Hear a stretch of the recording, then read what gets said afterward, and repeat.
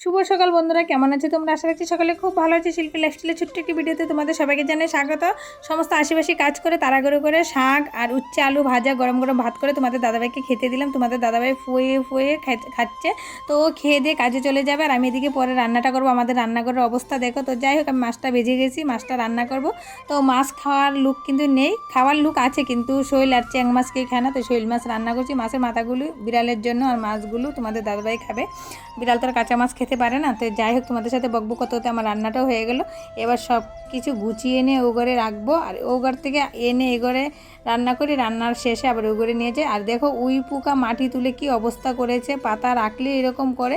আর we পোকার জন্য ভালো লাগে না। কার কার বাড়িতে উই পোকা আছে অবশ্যই কিন্তু কমেন্টে জানাবা।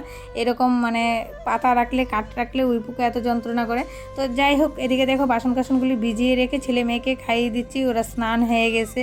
তো ওরা খেয়ে দিয়ে স্কুলে যাবে। তো আমার ছেলে কিন্তু খেয়ে দিয়ে কখন চলে গেছে স্কুলে। আর আমার মেয়ে স্কুলে যাবে, সাজুগুজু করছে। দুই বান্ধবী মিলে নিজে সেজে গুজে তো বান্ধবীকেও সাজিয়ে দিচ্ছে।